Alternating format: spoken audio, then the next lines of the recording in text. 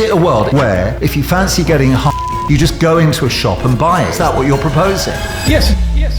When I met Amy Winehouse, at a time I was representing her husband, Blake Fielder Civil, both of them were clearly addicted to drugs in a big way, and certainly she was physically a skeleton. How can the prohibition against drugs outweigh the negative aspects of the existence of drugs themselves? Prohibition is supposed to create a drug-free world, and we are further away from that every single year. What it does do is it makes risky drugs more risky, it makes them worse, and it sucks enormous resources away from the things that we know do work. So prevention, treatment, harm reduction, health interventions. How bad is the drugs problem in the UK? Use has gone up 20-fold. Cannabis use has gone up 5-fold. And suddenly, within about a year, 2 million people were using. I've operated in the criminal justice system for 4 decades. I've represented the most determined, professional, cruel dealers. With all due respect to you, the parallel world that you're proposing is substantially theoretical, isn't it? Let's spend $4 billion on building prisons to imprison all these awful addicts and dealers and so on, not reducing drug use or reducing the scale of illegal market, and it's making dangerous more dangerous. You're listening to the Jeremy Dein podcast with me, Jeremy Dein, KC. Our topic today is complex, contentious, and radical. One that has sparked a debate decades long and right across the globe. And that discussion has now reached fever pitch. Should we legalise drugs? As a criminal defence barrister over 4 decades, I've witnessed the whole panoply of drugs offences and offenders, the devastation that involvement with drugs can cause in the lowest echelons of society, and even with superstar pop stars like Amy Winehouse, Blake Fielder Civil, her husband, and I represented Talisa Contostavlos in that highly controversial Sun on Sunday drug sting a few years ago. But is the problem drugs themselves or the laws we choose? Should we be protected from ourselves? These are some of the fundamental issues. To answer these questions and to discuss these issues, my guest today is Steve Rowles, Senior Policy Advisor at Transform, where he's worked for over 25 years, advising governments and organisations around the world, including about how to make drugs safe. Steve, thank you so much for coming today. We're delighted to have you, and we really appreciate you giving up time to inform us on these incredibly important issues. Thanks very much. My pleasure to be here. Can we begin by you explaining to us what Transform is, please? Yeah, of course. So Transform is we're a non-profit charitable organisation based in the UK. We do policy analysis and advocacy around drug policy and drug policy reform, with a specific focus on critiquing the failings of current drug policy, the whole war on drugs paradigm, the prohibitionist, punitive paradigm, but not just saying the war on drugs is failed or the war on drugs is terrible or the war on drugs is counterproductive. We're also trying to advocate for a vision of what we should do instead. So if we end the war on drugs, what replaces it? So what does the world look like after prohibition? How do we move away from a punitive model towards a health and human rights-based model? And what does that mean in terms of changes to the law and changes in policy?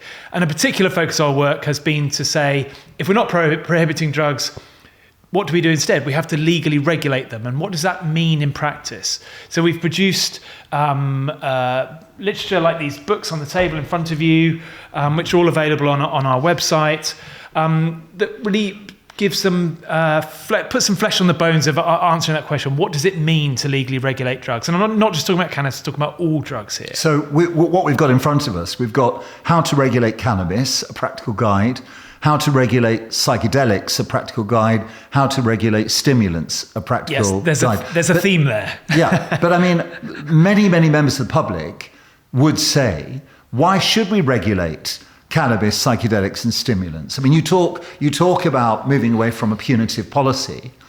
I mean, why on earth should we move away from a punitive policy? I mean, whether one likes it or not, whether one approves of drugs, whether one uses drugs, whether one likes drugs and drug culture, the fact is that drugs are here either way. Regardless of whether you like them or not, drugs are a reality of our society, and they're a reality of almost all societies and have been throughout history.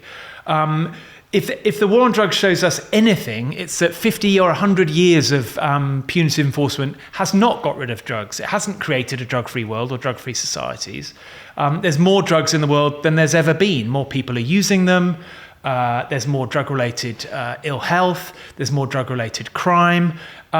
Drugs are here, and we have to deal. That has to be the starting point. Well, I understand. And we can't get rid of them. So the question is then, do you leave them in the hands of organised crime groups and cartels and gangsters and street dealers and so on? Or do we bring them within the ambit of the state and legally regulate them to reduce the harms that the drugs cause both to users and to the wider community? But you talk about the war on drugs, and obviously we're going to move on and look at specific aspects. Yeah. But I myself have been a combatant in the war on drugs for a long time, in that, as a criminal defence barrister, I have represented so many people whose lives have been wrecked by association involvement with drugs. And I've seen that devastation across the ambit of society almost day in and day out since 1983. And you talk about the war on drugs, but do you ever feel that countering the war on drugs is an immoral activity to engage in? No, I think we have to separate the harms associated with drug use, and of course, drug use is risky. There are risks of overdose. There are risks of dependence and addiction. There are risks of people doing reckless and dangerous things whilst they're under the influence of drugs and so on. But then we need to separate those risks from the risks and harms of an illegal market worth £300 to £400 billion a year, controlled by international organised crime groups, cartels, often violent cartels, street dealers, and organised crime groups that span from Afghanistan and Colombia all the way to the streets of London and across the country. Those harms are not harms of drugs per se. Those are harms that directly flow from prohibition. And we've seen that when alcohol was prohibited, Al Capone took over, and there was carnage and gangsters and shootings and murders. That's different from the problems of alcoholism. So it's about separating those two things out and dealing with them in the appropriate space. Right. The health issues you deal with as a health issue. The criminal justice issues are largely to do with prohibition. We get rid of that by legally regulating those drugs. The drugs are here either way. There's no third option in which drugs just magically disappear. It's either governments in control of them or gangsters, essentially. We have a choice, and there's no third choice where they disappear. You seem to be suggesting that the mischief behind prohibition is greater than the evil emanating from the drugs themselves. I think that's absolutely the case. I absolutely believe that. I mean, if you look at the harms of prohibition, I mean, there are many people who are dying from drug-related deaths in the UK, but those people are using illegal drugs of unknown strength and purity, often with unhygienic injecting equipment in unhygienic spaces. If people are given prescribed drugs and use them in supervised environments, they may still have drug problems, but they're not dying. And again, there are legal markets for heroin and cocaine for medical use, and there's no gangsters and death and murder associated with that. There's no international organised crime groups associated with that. But in Mexico, you have 10,000 people dying every month from drug-related violence, but it's all to do with prohibition. It's nothing to do with drug use or drugs per se. That's prohibition. But before we come on to look at particular angles, can I just conjure up one very, very vivid memory that I have from what I've done in my career, just to see how this fits in with the incredibly interesting things you're telling us. When I met Amy Winehouse, at a time I was representing her husband, Blake Fielder Civil, both of them were clearly addicted to drugs in a big way. And certainly when I met her on 2 or 3 occasions, she was physically a skeleton and psychologically a complete shambles. And this incredibly talented musician's being had been reduced to rubble by addiction to drugs. I mean, how can the prohibition against drugs in that context outweigh the negative aspects of the existence of drugs themselves? Well, I mean, the problems that someone like Amy Winehouse was experiencing, firstly, they happened under prohibition. Prohibition clearly didn't stop them happening. So, the fact that addiction issues have got worse every single year since 1971 when the Misuse of Drugs Act came online, or go back to the international treaties in 1961, or go back further to the Opium Convention in the 20s. The problems have got worse every single year since then. So prohibition is not stopping those problems. Prohibition is supposed to create a drug-free world, and we are further away from that every single year. So it's not doing what it's supposed to do. What it does do is it makes risky drugs more risky, and it hands control of the market to the worst possible people, i.e. completely unregulated, organised crime groups who often use violence and extortion, intimidation as their key transactional tools. So it doesn't make the problems any better, it makes them worse. And it sucks enormous resources into punitive enforcement, which itself is often very harmful, as you'll know as a criminal justice worker, away from the things that we know do work. So prevention, treatment, harm reduction, health interventions, dealing with some of the underlying social problems that underlie problematic drug use. Those things actually work, but we put most of our resources into punishment and enforcement, which doesn't work. Can we just come back to basics? Sure. Firstly, can this discussion proceed on the basis that many prohibited drugs are of lethal potential, i.e. that they are a risk to life, and if not life, to the well-being of members of the public who engage with them? Yes, absolutely. All drug use involves risk, but the nature of that risk depends on a whole series of variables: how much you take, what frequency, whether you're mixing them, personal and individual vulnerabilities, and crucially here, the legal and policy context. So if you're getting drugs from an unregulated dealer, you don't know whether you're being missold. You don't know how potent they are. You don't know how strong they are. You have no information on safety that you would get on a packet of aspirin from Poundland. You don't have any of that when you buy illegal street drugs. And you're using them in a context which is likely to make it more dangerous, because you're pushing people away from advice on sensible use and push them into marginalised environments where they use in unsafe ways. So drugs, of course, are risky, but those risks are mediated by the legal and policy environment, and criminalisation and prohibition always increase those risks. Okay, well... And doesn't stop people using them either, self-evidently, because use is going up. All right, well, that's very clear. Could we just look at the reality of the problems that we face? Are you able to give us insight to how bad the drugs problem is in the UK in 2024?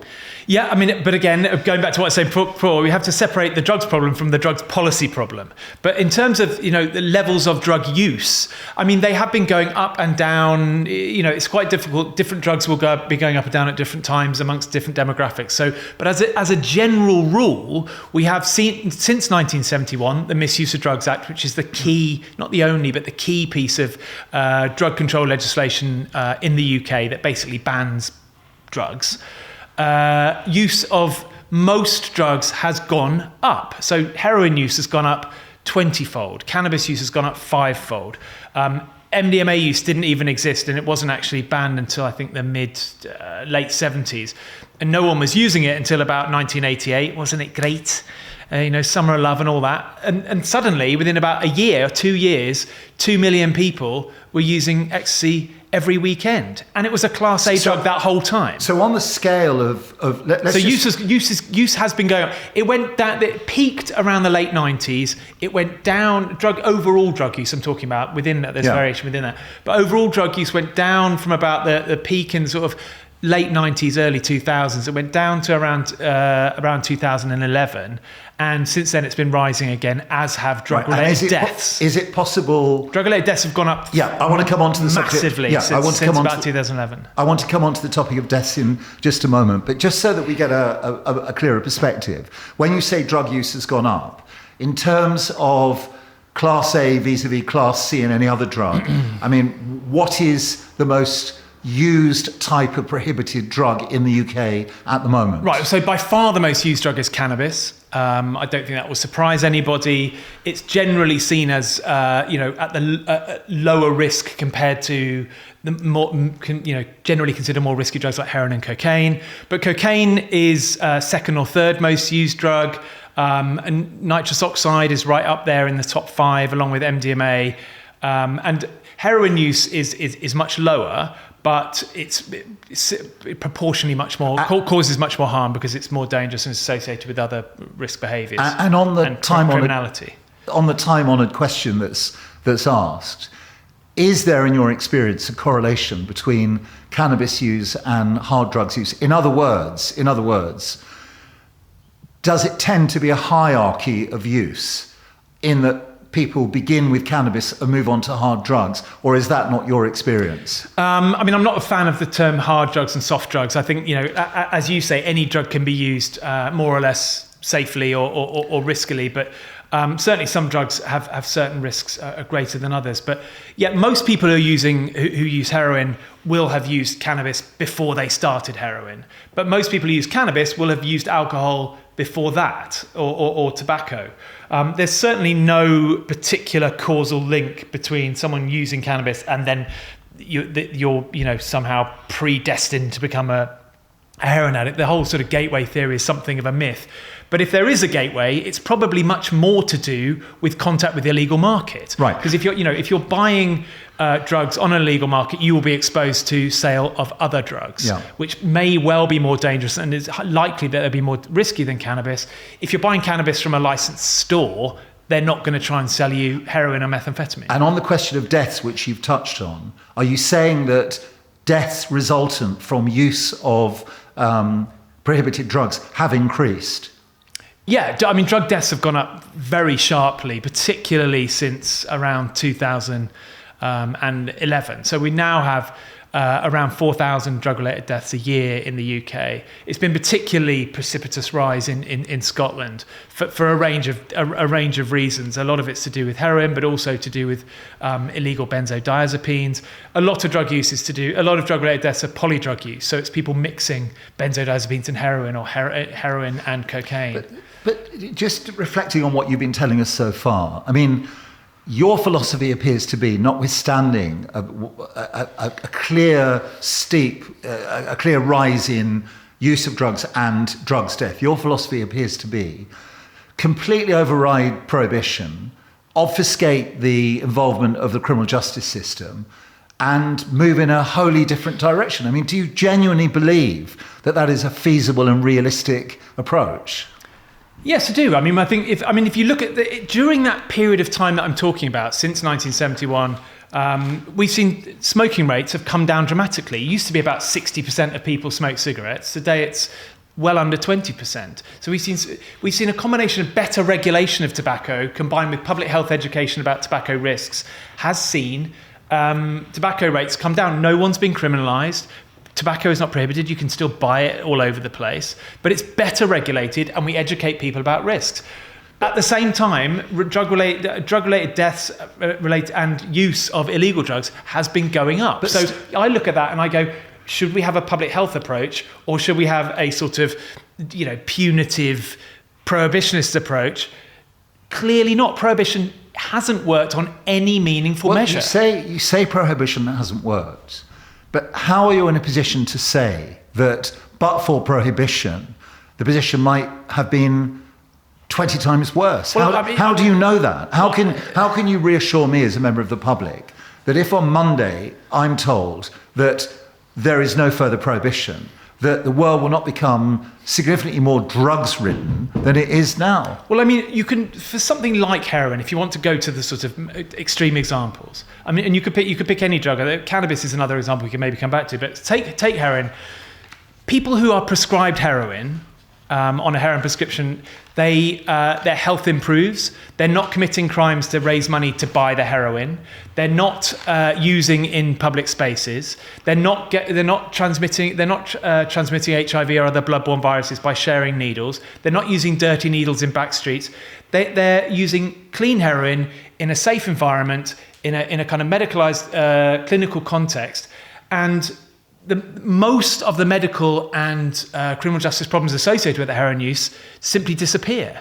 And the benefits are not just for them and their health and well-being, it's for all of society, because they're not committing offences, they're not using in public, they're not a burden on the rest of society in the same way that a lot of illegal heroin use often is. So you do have a kind of parallel universe. You can, sometimes it's the same person. If they go from street heroin to prescribed heroin, you can see the transformation. You can look at the outcomes and compare them. And clearly, a legal regulated version of that market is better than the dirty backstreet gangster version. Okay, well, I want to come on in a second to synthetic opioids, but you've set your position out very clearly.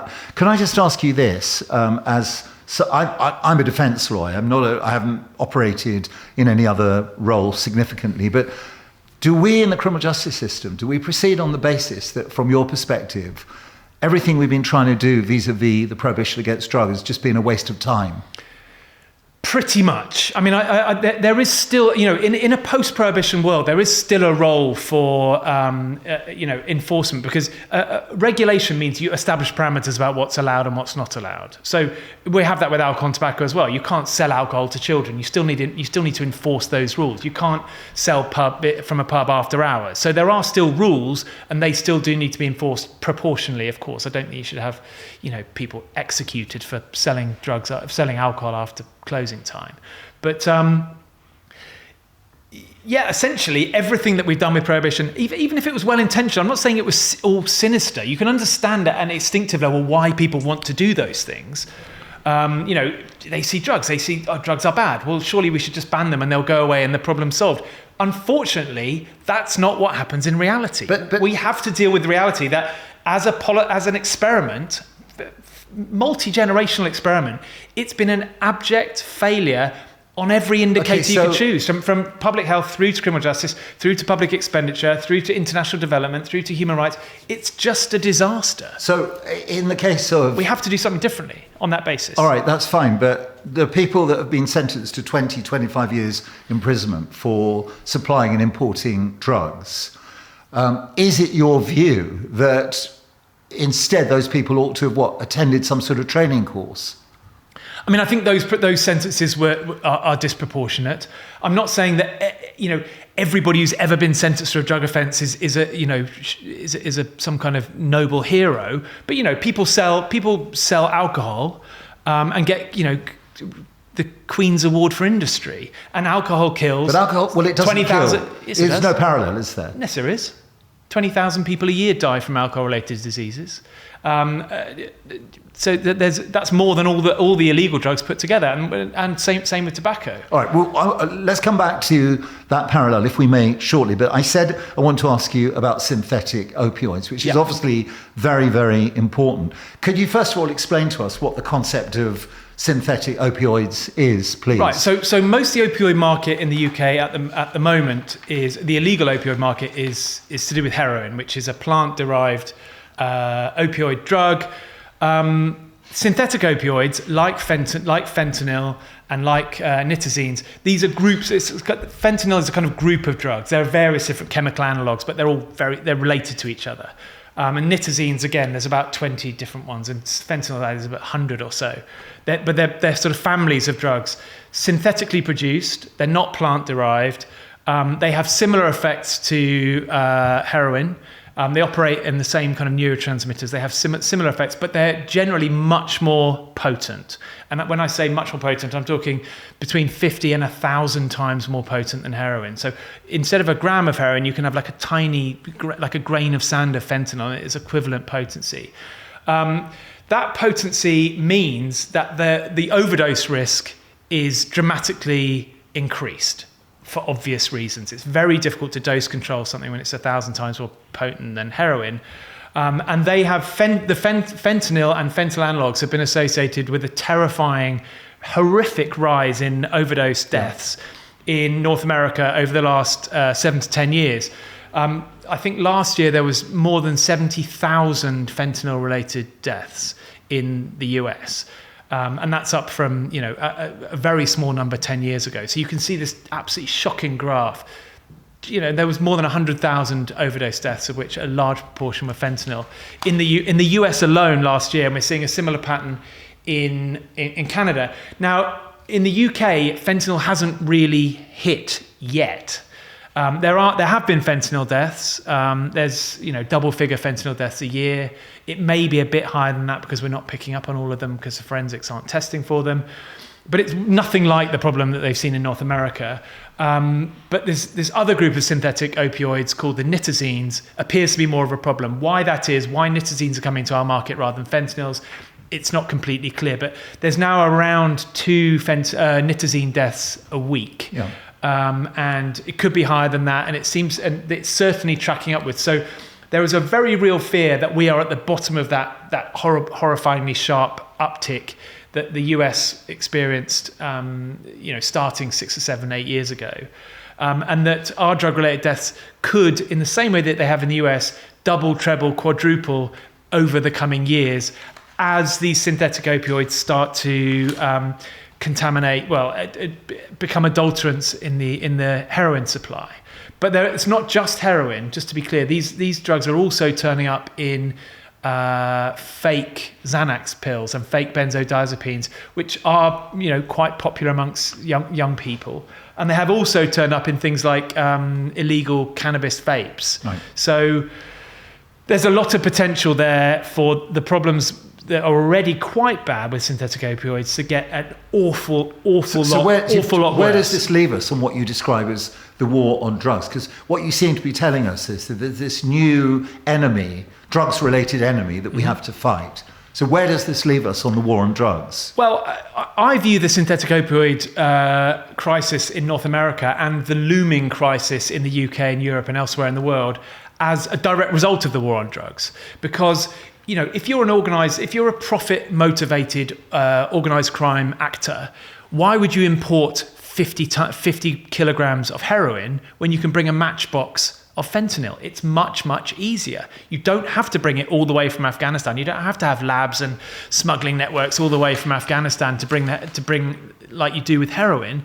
You can just you can have a laboratory pretty much anywhere, and you can just make this stuff. It's much more like kind of Breaking Bad. You just manufacture it, and it's much easier to transport, it's much cheaper, it's much more profitable because it's much more potent, but it's also much, much more dangerous. So what you've got is enforcement, and supply-side enforcement and prohibition is creating economic incentives that tilt the market towards more dangerous drugs. So the war on drugs is mutating the market towards these more potent, dangerous products. And regulation can tilt the market the other way. So you can give people clean heroin and they will never come anywhere near fentanyl. Just to follow through what you're saying, you seem to be suggesting that in the absence of prohibition against traditional prohibited drugs, the risk of an overwhelming outbreak of synthetic opioid problems would be minimized. Is that it would? How can that be? One of the most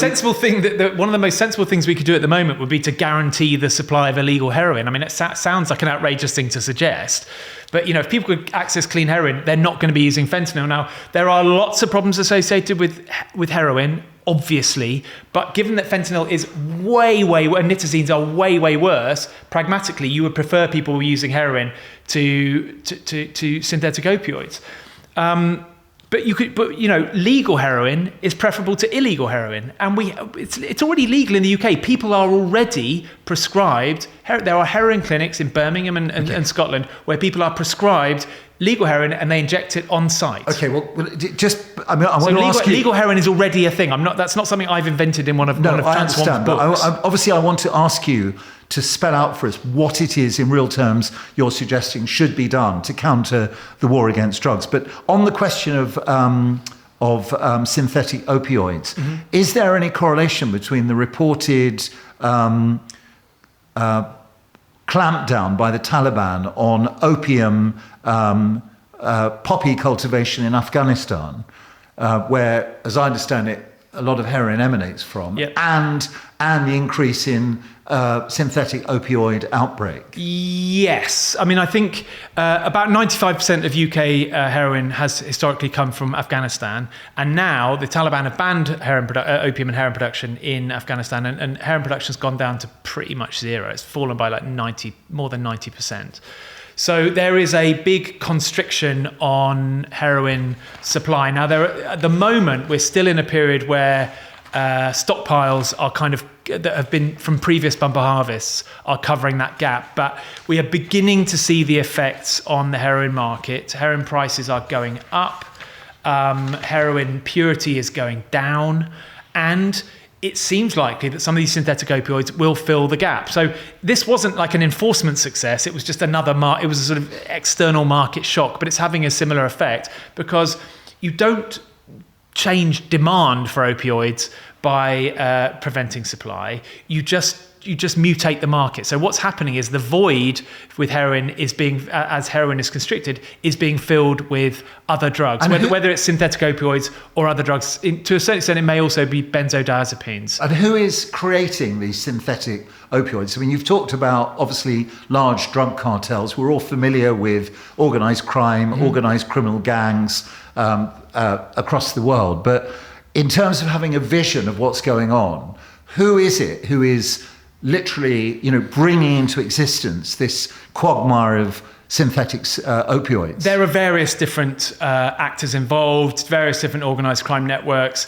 It's not clear when it comes to nitazines, which is this other group of synthetic opioids, a bigger problem in the UK, who is driving that, whether it's some European organised crime group, whether it's Asian organised crime groups, Mexican organised crime groups. In the US, fentanyl is being produced in Mexico primarily and exported up into mainstream US. The Mexican groups, as far as I understand, they're not involved in the European synthetic opioid markets. It's other actors. So it's other Eastern European crime groups and other actors.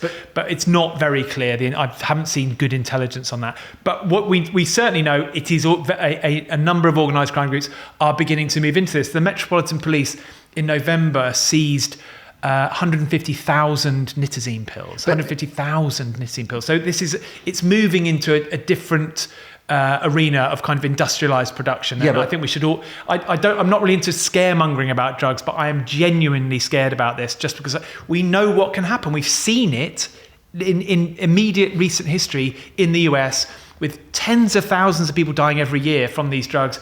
And we are looking down the barrel of that in the UK now. We all get the message and how concerned you are, but is the vision we should have here a bit like James Bond, where you've got very clever people with sort of, little spectacles in laboratories who are members of these organised criminal gangs, actually conjuring up these artificial opium steroids? Yes, I mean, I don't think there's sort of bald people stroking cats, but the organised crime groups have their own chemists, and they're linked to so chemists. Criminal chemists. Yes, absolutely. Across the world, who will develop new as one set of analogues is banned, one set of synthetic opioid, they will just develop new ones that aren't banned. I was at the United Nations last week, and I sat through this annual circus where they ban a whole series of drugs, and all the countries vote, and they banned a whole series of these synthetic opioid analogues, fentanyls, nitazines, various benzodiazepines. They ban them, and it doesn't make the slightest bit of difference. You just mutate the market again, and the organised crime groups will just start selling another set. And of course, if you're an organised crime group and you're mixing these drugs with heroin anyway, a bunch of them were banned in the UK, made Class A drugs, I think last week or the week before. Again, if you're mixing it with another Class A drug, you're not going to care. Oh no, it's a Class A drug, I better not mix it with another Class A drug. They're illegal either way, and they were illegal anyway under the 2016 Psychoactive Substances Act, without getting into too much nerdy legal detail. Any psychoactive drug is illegal in the UK automatically under the 2016 Psychoactive Substances Act, unless it's alcohol, tobacco, or caffeine. So in relation to synthetic... Which are exempt, even though they kill more people. In relation to synthetic opioids, you've painted an incredibly worrying, quite sophisticated global sort of picture of what's going on and the risk to the United Kingdom. And anyone listening to this would actually begin to sit up and think, my God, we really do have to worry about this. So if you were appointed synthetic opioids government minister starting on Monday morning, what are your policies to stamp out this, unbelievably concerning escalating problem? Well, the first thing I would is to acknowledge that, given that I think enforcement, the war on drugs enforcement has brought us to this point, more enforcement is not going to be the solution. There is no enforcement solution to this problem. There is no evidence that we can stop these drugs coming in. And if anything, as I've already said, you tilt the market more towards potent drugs the more you enforce them. So that isn't going to work. We need to have a public health response.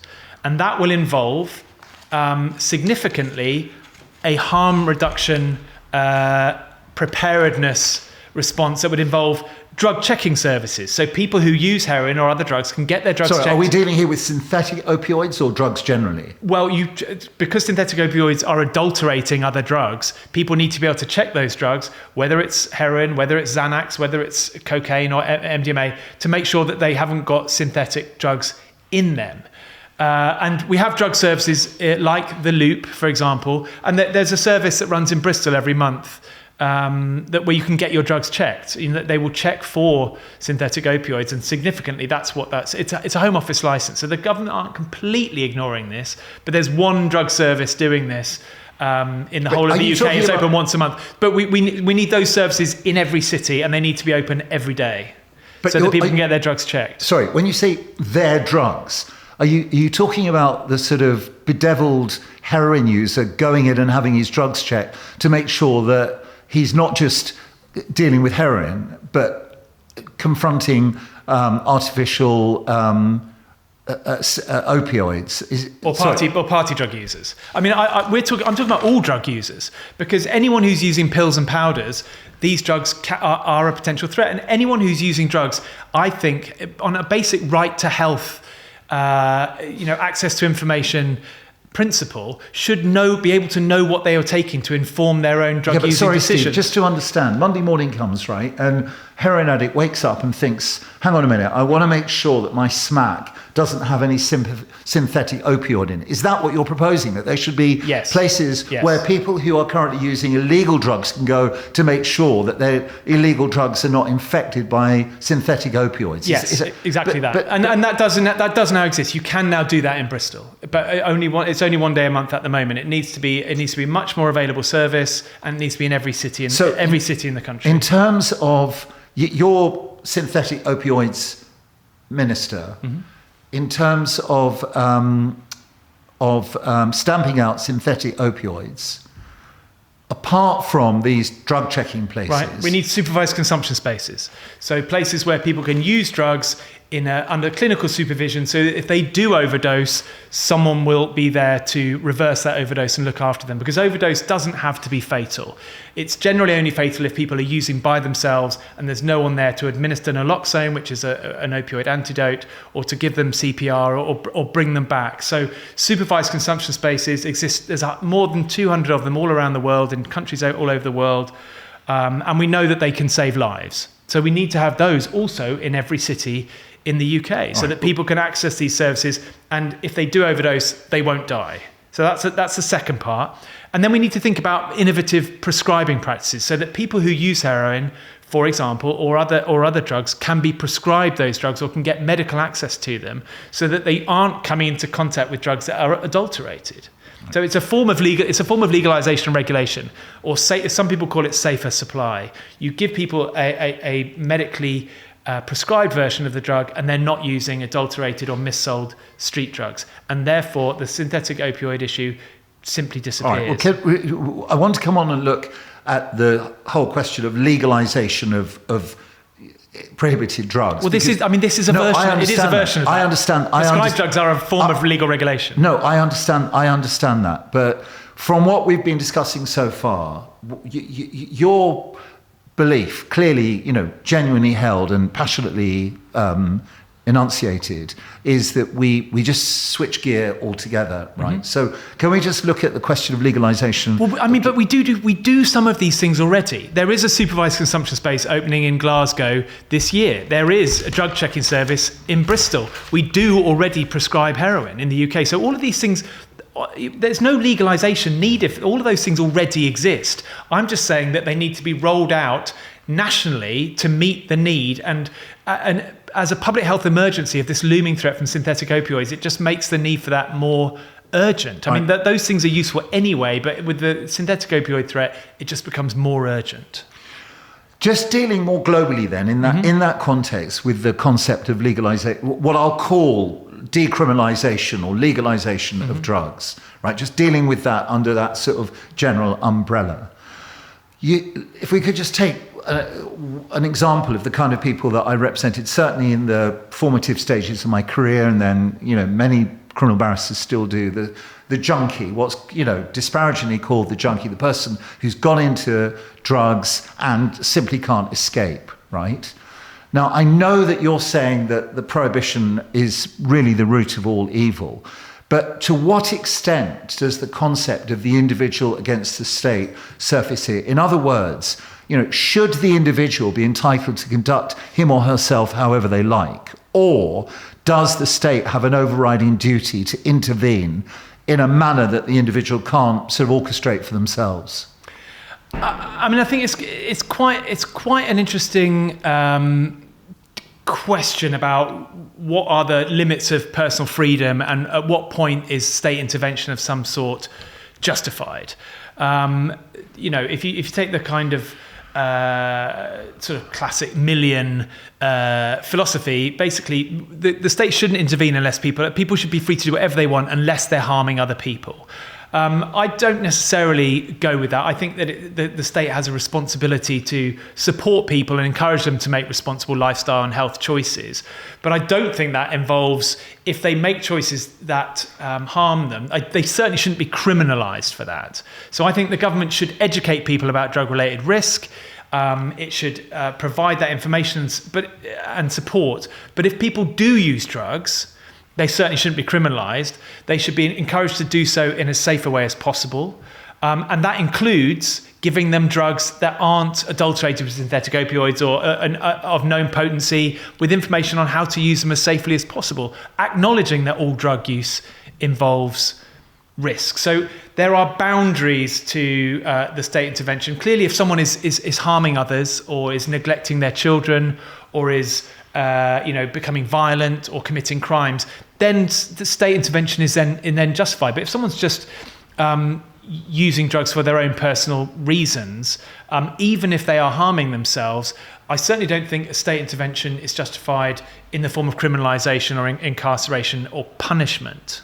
So it's a delicate. It's difficult to generalise about that because we're talking about a whole range of different drug using behaviours and secondary impacts of that. But generally speaking, the balance at the moment is far too skewed towards criminalisation and punishment, and it doesn't make sense again when you compare it to other risk-taking behaviours. Okay, you can commit suicide. Suicide was legalised. Self-harm is not illegal in any other context, including alcohol. You can drink yourself to death. So in a decriminalised drugs world, what does that world actually look like? A decriminalised, because I've been operating in a world where the criminal justice process is literally dominated by problems and issues, deaths, devastation triggered by use of drugs, supply of drugs, importing of drugs. I've been for 41 years, almost every day of my career, whether it be me personally or my colleagues in my chambers or other criminal barristers, the whole of our universe is characterised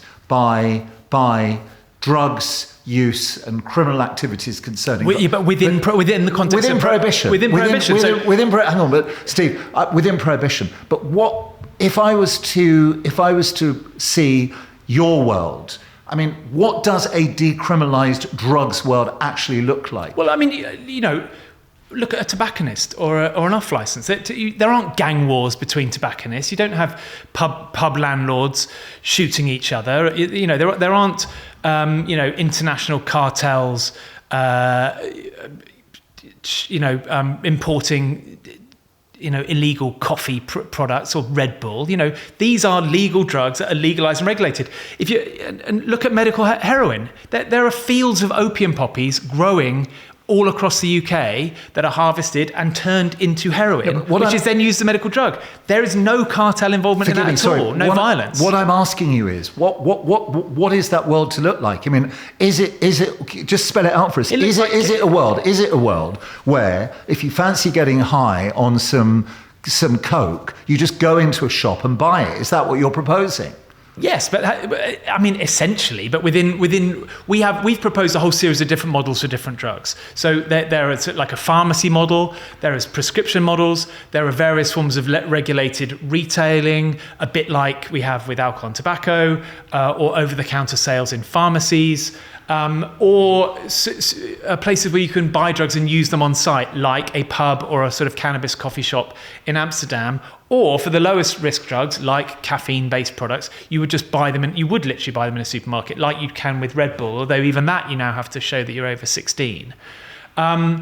And we know those models. They work for other products and they work for other drugs. And we've looked at the scholarship on alcohol and tobacco regulation, pharmaceutical regulation, and we've come up with different proposals for different drugs based on their risks. Obviously more risky drugs warrant a different level of regulation to less risky drugs. So you wouldn't regulate cannabis the same way you would regulate cocaine or MDMA or how would you heroin. regulate cocaine? How would you in real terms regulate Well, cocaine? we have written a book about it. We've said that you would have unbranded products rationed to on a membership basis. So you would show that you understood the risks of it. You would have like a swipe card, and you could buy a certain amount over a certain period of a branded pharmaceutical product, and you could just buy it. So and people go, but if people could buy drugs, wouldn't they just use them? And the point is, that's what happens now. You can get a WhatsApp menu on your Telegram or on Instagram or something. You can just phone a number, and a dude on a moped will just turn up with your drugs within like an hour, half an hour. It's incredibly easy to buy and use drugs now. So the idea that drugs are somehow unavailable under prohibition and under legalization, they would suddenly become more available, it's just a myth. Drugs are available now and loads of people use them, and there's very little obstacle to that happening. What we're talking about is bringing that availability within the control of government so you can make interventions to reduce the harm it causes. So when you buy your packet of cocaine, it has health warnings on it. It has dosage warnings. It has a phone number that if you're worried about that you might be becoming dependent, you can ring up and get some support. You don't get any of that. But this is a parallel universe, isn't it? It isn't, because it's a parallel universe because the fact of the matter is that what you are proposing is unrecognizable from the world we live in today. It isn't, because but it's purely theoretical, isn't it? It's purely theoretical, Steve, isn't it, to believe that in your parallel universe everyone's going to be happy. There's going to be no drug addicts. There's going to be no serious. No, there'll still be drug addicts. There will still be drug addicts, and there will still be organised crime. There is still organised crime associated with, the illegal tobacco market. So about 20% of tobacco in the UK is counterfeit or smuggled. So we can't get rid of all of it, but I would rather have 80% of it regulated and taxed rather than 100% of it controlled by organised crime groups. Can I ask you? You've travelled the world, just dealing with a different aspect. You've travelled the world. You're incredibly knowledgeable on these topics.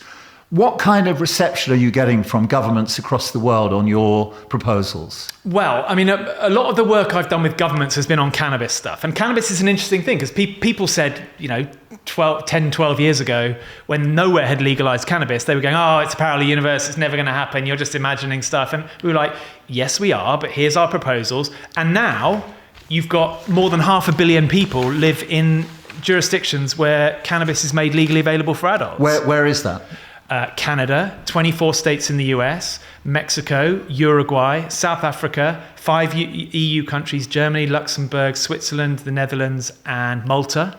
Thailand, South Africa, I think I might have already mentioned. Sorry, you did ask. And the Australian Capital Territory. Right, so these are countries in which... And Jamaica. And there's a few more, sorry. I've got... No, that's fine. And it's a memory test. No, not at all. Not at all. You've given us a number of examples, but these are countries in which cannabis has been legalised. Is that right? Yes, in one form or another. And with different models and different approaches, and it's quite difficult to generalise about, but yes, they are... In Germany last week, in fact. And are we talking just about cannabis? Yes. So is there any evidence that the abolition of prohibition vis-a-vis harder drugs has the real life capacity to ameliorate problems emanating from drugs? With heroin, yes, because we do have these interesting medical prescription models where people who were sort of long-term, chaotic, dependent heroin users, often, living in fairly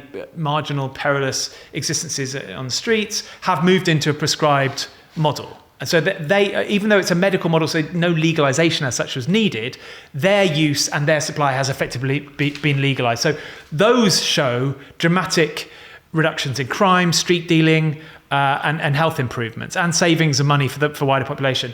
Cocaine, no one's ever tried it yet. So is there any country in the world, in your view or experience, close in 2024 to adopting your model of sort of drugs war policy?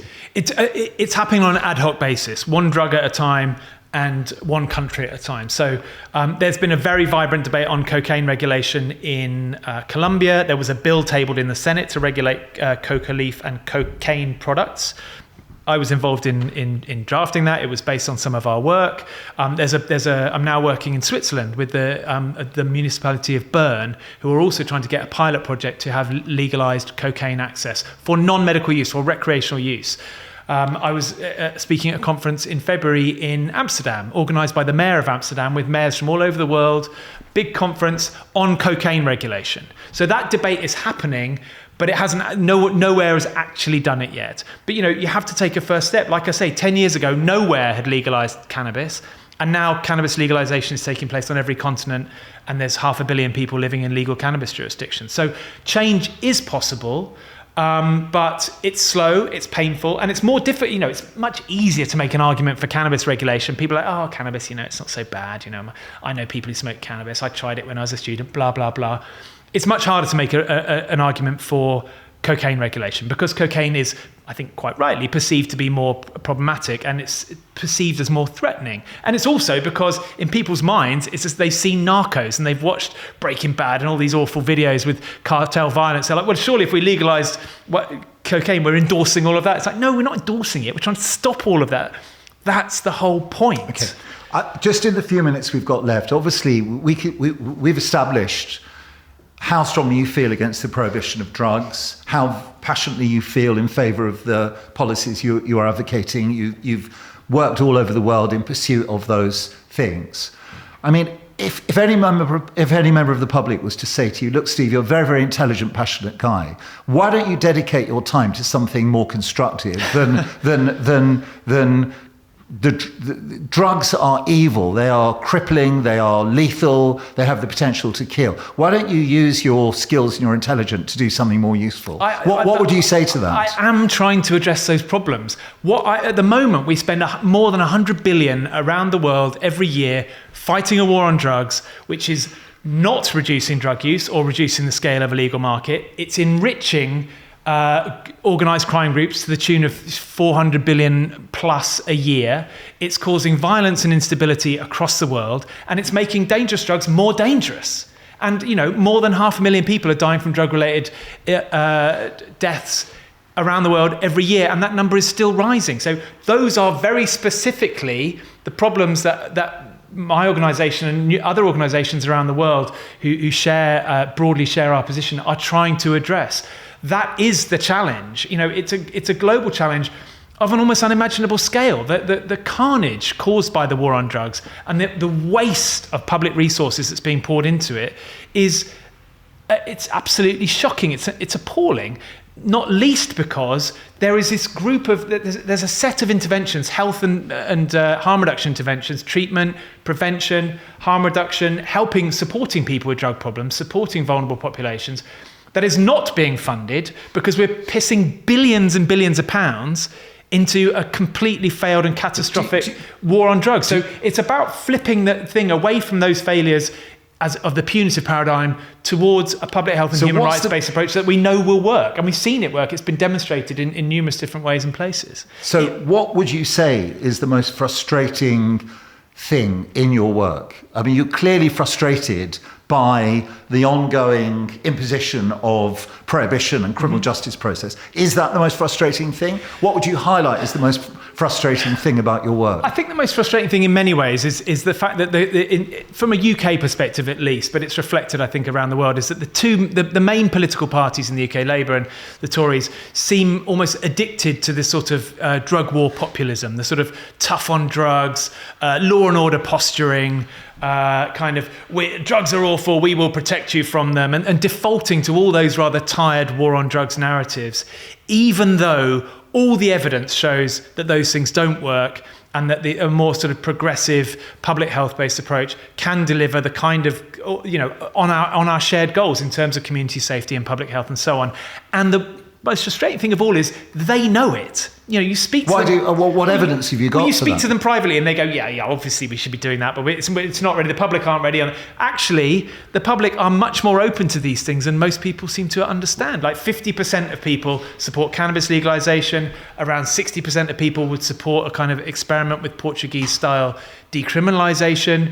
People are open to these ideas. People know that the punitive paradigm, war on drugs, doesn't work, and are actually way ahead of the main parties on this. Some of the smaller parties, Green Party, Lib Dems, SNP, they have more progressive positions on this. Even some of the kind of right wing parties are more progressive on drug stuff, but from a libertarian point of view rather than a kind of public health or social justice point of view. But it's frustrating because it just seems that we go round in circles, that they default to these kind of tabloid narratives, and the tabloids often play along with it. The Daily Mail, Telegraph. It's much easier to sort of bang the war on drugs drum and say, aren't drugs awful, and doesn't skunk causes psychosis, let's put more people in prison, let's build more let's spend $4 billion on building prisons to imprison all these awful, you know, drug addicts and drug dealers and scumbags and junkies and so on. You know, they use that stigmatizing language unchallenged. They come out with these policy positions that have no evidence to support them. And it's very frustrating because the public are further ahead and a lot of them know in private it's bullshit. So I think but I do think, you know, just be more optimistic. We are approaching a tipping point where public opinion and expert opinion, whether it's sort of medical authorities or legal authorities or UN bodies and so on, like the UN Office on the High Commission, the UN Office of the High Commissioner for Human Rights, the main UN human rights body, published a report last year calling for the legalization regulation of all drugs. So these are increasingly mainstream positions, and we are getting to a tipping point, I think. Yeah. But I mean, just as we sort of crystallize everything you've said and draw to a conclusion, I mean, I'm sitting here listening to you, and obviously I've got great respect for your knowledge and your expertise and your experience and so on and so forth. But, you know, how am I to view what you're saying? I mean, I've operated in the criminal justice system for 4 decades. I've represented the most determined, professional, cruel, ruthless drugs dealers, very, very heavy drugs dealers, people who... But how do you think that war on drugs is working out? Clearly it's not. I mean, clearly it's not. You've seen it with your own eyes every day in court. It just doesn't work. Yeah, the thing is, when you say it doesn't work, I don't know. I mean... Well, you think that it might be even worse. How much worse could it be? It's not that I think it might be even worse. It's just that isn't your... With all due respect to you, and this is without undermining your work in any way, it's substantially theoretical. The parallel world that you're proposing is substantially theoretical, isn't it? Well, it is to some extent. And obviously, if you're proposing policies that haven't happened yet, obviously they're going to be speculative. But we've seen cannabis legalization in action in Canada. So 70% of the market in Canada is now legally taxed and regulated. On cannabis throughout. But that's because but we've also seen smoking use come down. It's a regulated product. We've seen prescribed heroin. We've seen there's medical cocaine. There is a medical cocaine market. It's pretty small, but again, there's no Pablo Escobar involved in that. There's no hippos roaming the jungles. You know, there's none of that kind of brutal sort of violence that you see in all those awful kind of cocaine Netflix series type things. These things can work, and you know, we have to experiment with them. We need to do small pilot projects, cautious incremental steps to make sure, you know, these things aren't easy, but we've mapped out what we think it looks like, and it will be a generational challenge. I'm not saying all drugs should be legalized everywhere overnight. You know, Saudi Arabia are not going to open a kind of cocaine bar, just because I say we should legalize cocaine. It's going to take a generation to happen, and it's going to happen on an ad hoc basis around the world. But something's got to change, because what we're doing now is so obviously not working. Right. We need to look at these alternatives, and we've tried to map out what we think they look like. Other people are experimenting with it, but clearly, the war on drugs has been an absolute failure, and something's got to change. Well, I'm extremely grateful to you. You've educated us both in terms of the substance of the problems that persist and the feasible alternatives. And I've certainly learned a lot operating in my parallel universe for so long. Perhaps I can just conclude by asking you this question. Can you ever envisage a situation in this country where there is no prohibition against the use or engagement with what we now call controlled drugs at all? A blanket absence of prohibition. Can you envisage that world ever existing? I think that's, not really, but mainly because I object to the nature of the question, because I think if you're talking about a regulated market, there will be some prohibitions within that. So, there are prohibitions within the alcohol market. You can't sell alcohol over a certain percentage. The nicotine content in cigarettes is controlled, for example. So, you might sell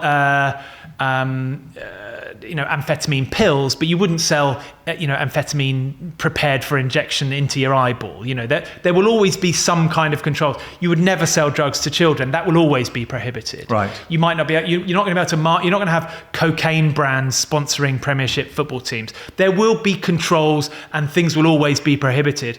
But I can certainly see most of the main drugs that are being consumed now available within some form of legally regulated market. It may be for some of the more dangerous drugs that will still be within a sort of quasi-medical prescribed context, like prescribed heroin, which we talked about quite a lot. Cannabis legalization, I think, is really probably quite close. And I think pharmacy sales of kind of party drugs like cocaine, rationed, non-branded sales of party drugs like cocaine, MDMA, I think is probably closer than we think, because, prohibition is crumbling around the world. The public is not buying it anymore. There are concerted campaigns repeatedly showing that the punitive approach, the war on drugs, doesn't work, and that there are better ways of doing it, and we are moving there surprisingly quickly. And the hundreds of thousands, if not more, of criminals and criminal gangs who have been involved, they just go back to university and do other things, do they? Or what are these criminals, these hardened criminals who've been operating in the way that they have? What do they do with their lives? Well, some of them will move into other forms of crime. Some of them will go off and do other things. Crucially, we will prevent the next generation of young people being drawn into a life of organised crime. And I think that is something that's a very noble aspiration. All right. Even if we can't stop people who are kind of hardened criminals not moving into other forms of criminality, we can stop the next generation of criminals coming. And of course, crime is significantly a function of opportunity. And prohibition hands a multi-billion-pound opportunity to the worst possible people. Let's take that opportunity away. Yes, some of them might move into extortion or something else, but there isn't a £300 billion opportunity just sitting there waiting to be picked up. If we can take that away from them, I think we will undoubtedly see a net drop in organised crime activity, and society as a whole will benefit enormously. All right. Well, you've stated your case, if I can put it that way, with crystal clarity and great passion, which as a defence advocate, I very much admire. So thank you very much for giving up your time, and I really appreciate it. It's been great meeting you. It's been my pleasure. It's been a great chat, so thanks very much.